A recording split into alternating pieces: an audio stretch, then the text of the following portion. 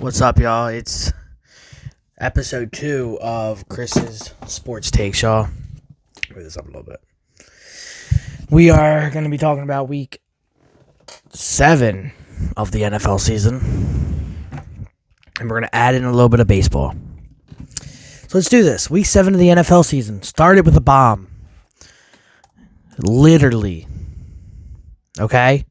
And I'm talking about that crazy Thursday night game. Let's be honest. That was one of the craziest Thursday night games we have seen in a while. Does it show the Cardinals are contenders? Does it show the Saints are a bust this year? What do y'all think? Let's be honest. I think the Cardinals, they're a good team. They're just not consistent. Now, they had Anderson playing everything, but didn't do that well. Yet he scored 42 points, the most Thursday night football scored in a while. But I still don't think it shows that they're going to be that good, you know? The Saints. As much as I love Andy Dalton, as much as I want to see him succeed, it's time to move on. They need to get Taysom Hill some reps at literally every position. Now let's move on. We know we always talk about my Ravens second. The Ravens, bro. We almost blew the fourth game to the Browns. Our defense needs help. Honestly, as a Ravens fan, I see us making playoffs. I don't see us making Super Bowl at this point. Just because we cannot keep a lead. We honestly should be 7-0 right now. No questions about it. We should be 7-0. But we've blown 3 leads, and we almost blew a 4th this week. That's bad. Our secondary needs help. Like, Jacoby Brissett, yes, he's a good quarterback, but he should not have been throwing 60-yard dots on us. Wide open receivers. That is a little ridiculous. And like I said, something needs to change really bad. Now, the game everybody is talking about is TB12 done. Is TB12 done? Let's contemplate this. They lost to the worst team in the NFL. The Carolina Panthers, okay? They didn't just lose. They got killed. Panthers had 3 interceptions off of TB12, and they won 21-3. Let's go look at that. Tom Brady, 32 for 49 for 290 yards. Does that mean TB12's done? I don't know, because I was watching some plays from it. Wide open receivers dropping balls. Kind of remind you of Aaron Rodgers. Is there a curse in the NFL right now with the older quarterbacks? Maybe. But let's talk about the Panthers' new starting quarterback, as it seems. Philip Walker, an unknown guy in an unknown league. Came from the AFL to the NFL. Went 16 for 22. 177 yards and 2 touchdowns. That is more yards than 5 quarterbacks had this week. Is he going to start over Sam Darnold and Baker Mayfield? Because he came in this year as a third-string quarterback. Guess we'll find out. But my thing is Tom Brady done? I think yes. I think if he keeps losing like this, he's going to lose against the Ravens in week 8. We know that. Actually, it's a toss-up, but I think he'll lose. But I don't know, though, because Bucs are passing offense, and we can't stop the pass. But anyway, Tom Brady, losing record for the first time in his career since 2002. Let's be honest. No one expected that this year. No one expected that. We didn't expect them to be really good, but we expected them to be decent, not to have a losing record in week 7. Insaneness. But I personally think that he's done after this year. I think he's going to call it quits because he doesn't. But knowing Tom Brady, he might not because he doesn't want to end on a bad note. Now, the Bengals and Falcons. Is Joe Burrow back to prime? I don't think so. I still think Joe Burrow was a one and done. The only reason the Bengals won is because they have a god defense. Their defense, let's look at it, had, I think it was 4 Let's see. Defense. Yeah, their defense had 2 turnovers with two fumbles. That is insane. Our defense also only allowed Marcus Mariota to attempt 13 passes because they had 6 sacks on him. That is insane. He went 8 for 13 for 124 yards. That's the worst in the league for week 7. Bengals defense is weak, as we saw against the Ravens last week. It's there. And Joe Burrow went 34-42 with 481 yards and 3 touchdowns. But that could also be said because Falcons have one of the worst defenses in the league. But personally, I think Joe Burrow, he's a good quarterback. He is a great quarterback. He doesn't fit the Bengals system, in my opinion. Just because they have Joe Mixon, one of the best running backs in the league. I don't know, because it's a contemplation because Joe Burrow is a good quarterback. Should he be in the Bengals? I don't think so. Will he stay a Bengal? Probably. Now, let's talk about the Lions and Cowboys. Dak Prescott, okay? Y'all know Cowboys are my second team I root for. Let's look at this. He went 19 for 25, 207 yards and 1 touchdown, and two interceptions. Come on now. That's crazy, but especially because when Cooper Rush was playing, he had 2 to 3 touchdowns a game. Or not touchdowns, 2 to 3 interceptions a game. And depends on the touchdown. Am I happy Dak's back? Yes. Was it too close of a game? In the middle. Because, yeah, they won 24-6. But the Lions held their own until the third quarter when they just gave up hella points. Because the fourth quarter, the Cowboys scored 14. It was 6-7 until the fourth quarter. Which, against the Lions, is not good. So, does that show something if Dak Prescott is not ready to be back yet? Does that show that the defense doesn't really cooperate with Dak Prescott? Because the defense was immaculate when Cooper Rush was in because they knew they had to step up. Are they thinking that they could step down a little bit just because Dak's back? Who knows? But it should not have been 6-7 in the fourth quarter against the Lions. And then Jared Goff would just be Jared Goff. Let's be honest. So now we're going to talk about... Let's see. Giants and Jaguars. What did I say, y'all? I said they would win this week. And what did they do? They won. Trevor Lawrence, man, I'm telling you, he is a bust in the NFL. He's one of the worst busts we have seen in the NFL in years. I don't think he'll have one good season, in my opinion. Not unless he's traded from the Jaguars. Like I said, he does not fit the Jaguar scheme. But the Giants, that goal line stop that could have lost them the game was amazing. The Giants' defense stepped up for them. But the Giants' new coach is amazing.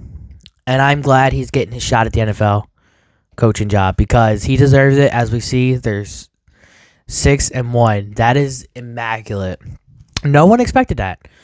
The Giants, week 8, only has one game where both teams have a winning record, and that's the Giants or Seahawks. That is immaculate. Let's be honest. No one expected that to happen. But the Packers and Commanders, this is the game I called the upset just because here's why. Aaron Rodgers has no receivers. If Aaron Rodgers had receivers, they would have destroyed that game. Taylor Heineke, like I've said since day one, deserves a starting position in the NFL. If you saw because the Commanders' O-line is garbage. It's like you took a garbage can to a landfill and set it on fire. It's so bad. And Taylor Heineke was making some amazing passes, even though he was being rushed, hit, and sacked at the same time. And yeah, he's an interception quarterback, but he makes up with them interceptions when the next drive they get a touchdown or a field goal. He makes up for them. Aaron Rodgers, I love you, man. You need to retire.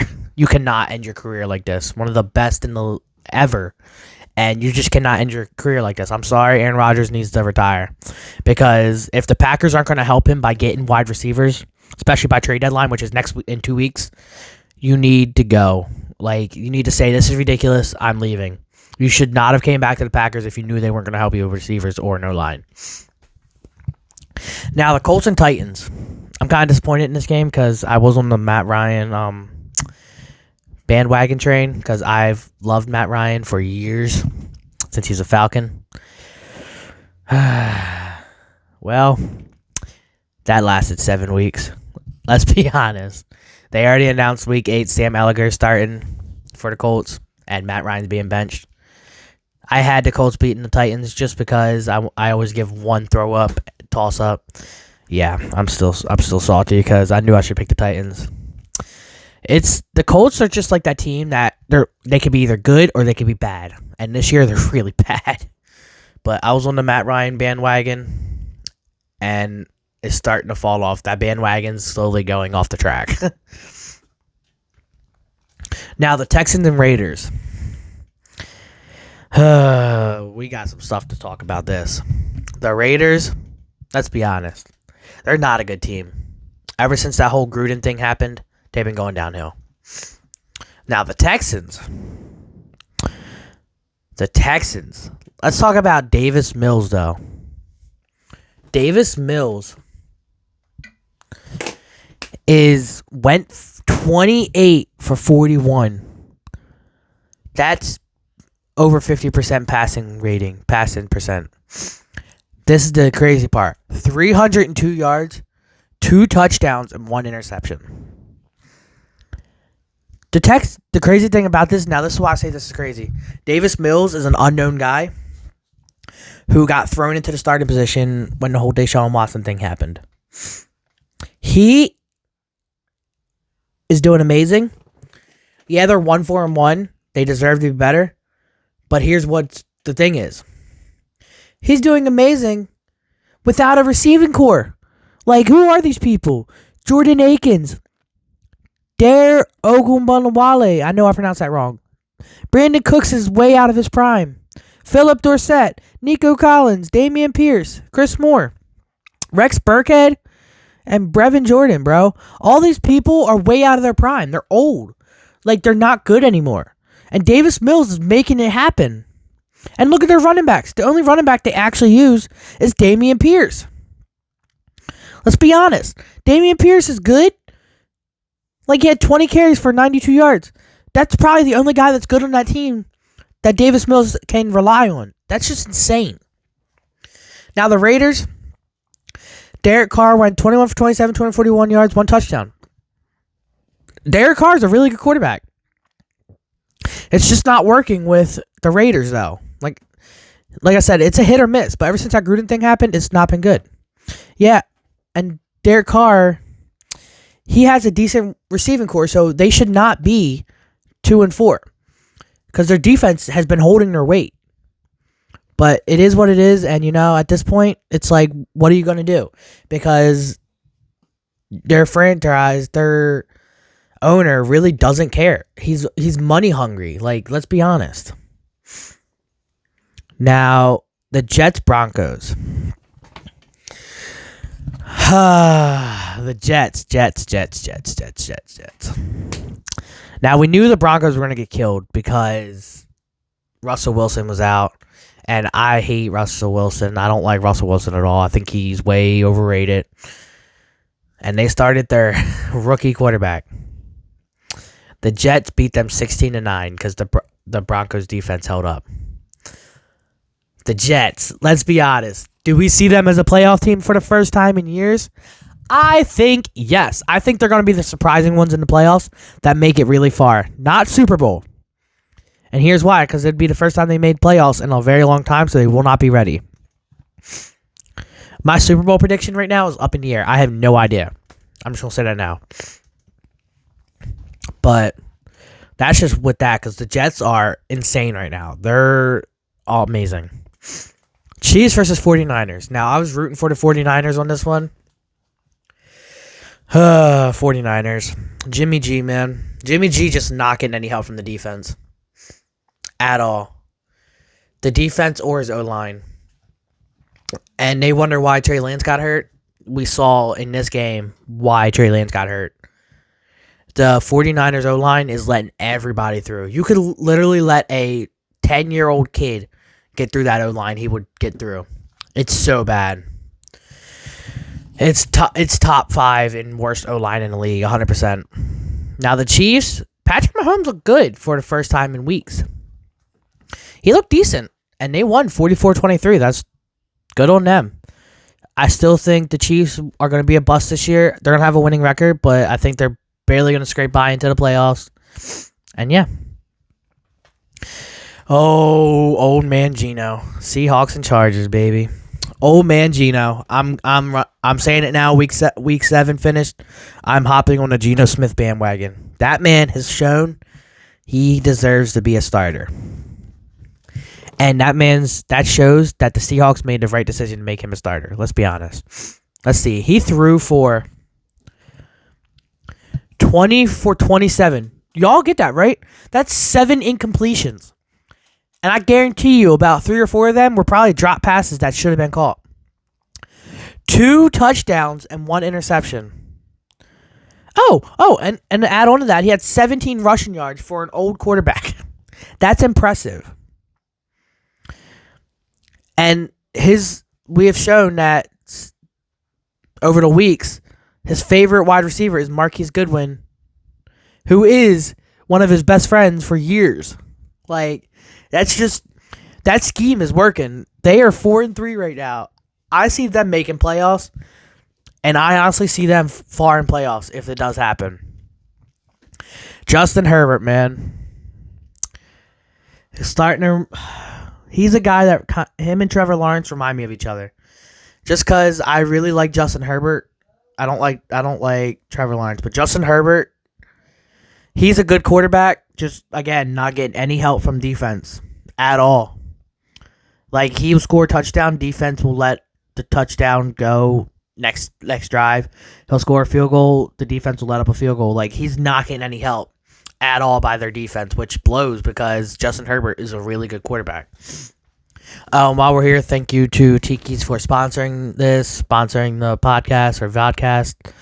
And next week, we will actually have a guest, so stay tuned for next week's episode. Now, got 2 more games to go. Steelers and Dolphins. We knew the Steelers were going to lose.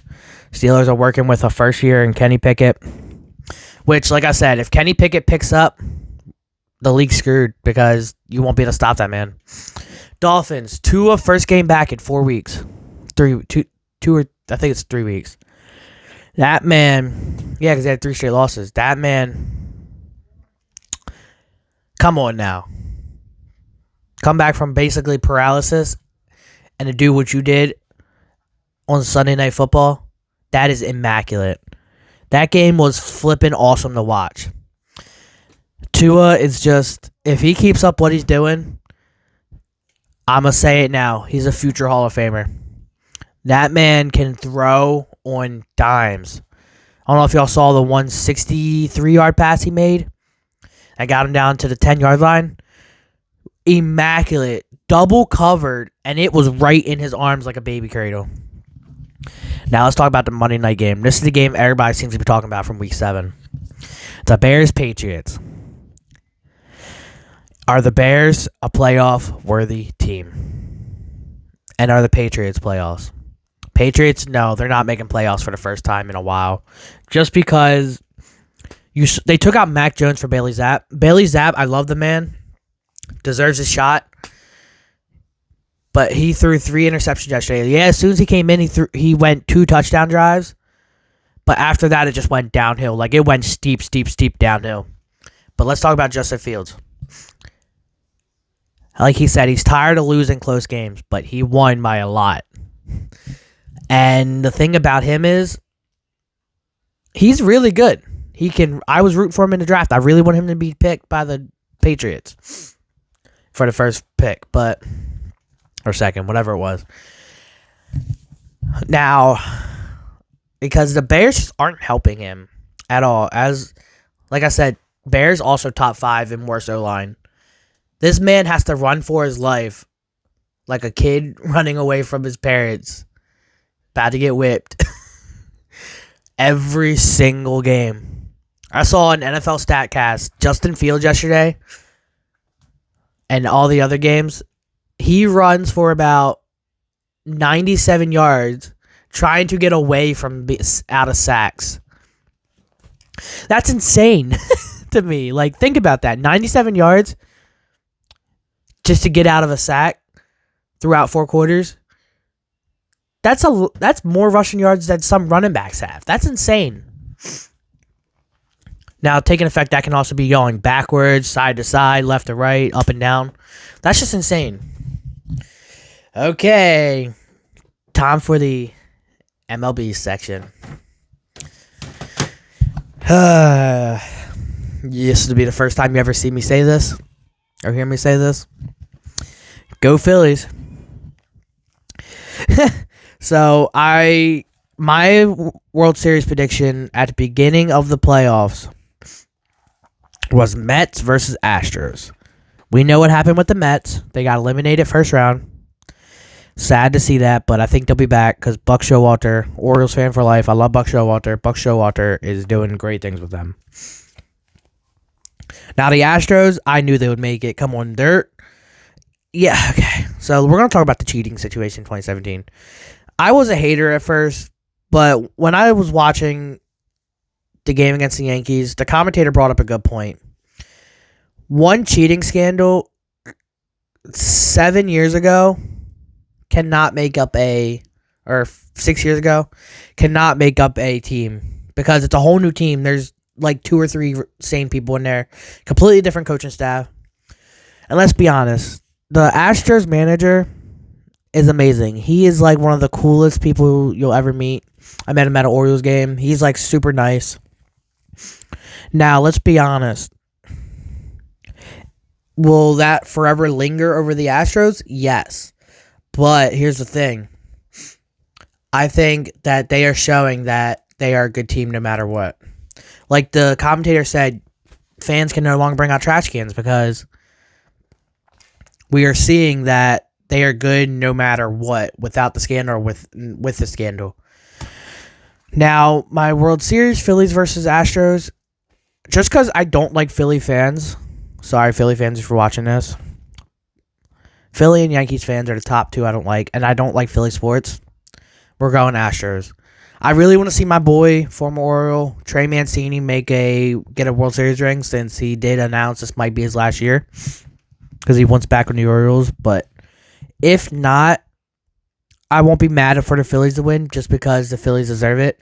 Because they're the underdogs. They came in the very last team in the playoffs, and they are now in the World Series. Now, the pondering question: will this World Series go to a Game 7 for the first time in 4 years? Maybe, just because the Phillies and Astros are equally yoked, and here's why: the Phillies runs per game during the playoffs average at about 2.5. So, and the Astros are about, I think it said 3.5. So, 1 run over. And the home runs just aren't coming for the Astros or the Phillies. So, I don't think it'll be a home run World Series. I think it'll be crucial defense World Series. Yeah, the Phillies have a better offense, but the Astros have a better pitching staff. And pitching wins games. So, like I said, I got Astros in 6. I don't know about Game 7. I'd be surprised if it went to Game 7. But I got Astros in 6. And yeah, so let me know your NFL news, your NFL picks, things like that. I went 7 for 7 with this week, 7 for 7 this week at NFL. I'm currently 53 and 55. And let me know your World Series prediction. Like, who do you think's gonna win? Like I said, I got Astros in 6, and I think Verlander's gonna get MVP, Gold Glove. Got to go with my man Cedric Mullins for center field. I'm still kind of upset Jorge Mateo didn't get it, but it's all good. So yeah, thanks for tuning in, and definitely stay tuned for week 3. Or episode 3 of Chris's Sports Takes, as we're going to be talking about Week 8 and the World Series, because the World Series will be happening next week. So thank you for coming, and again, thank you for the Tikis for sponsoring this. Thank you to everybody that pays and watches this whole thing. Thank you for everybody that stays tuned. As you see, we got a mic, so hopefully the voice comes out more clear. Appreciate y'all so much. I really do. So let me know in the comments your... Oh, and one thing I'm going to talk about. Do you think Russell Wilson is done for the year? Do you think he's out for the whole year? Like, do you think he's benched? Because we saw Matt Ryan getting benched. You think Matt Ryan's going to be done for the year? Let me know. Thank y'all.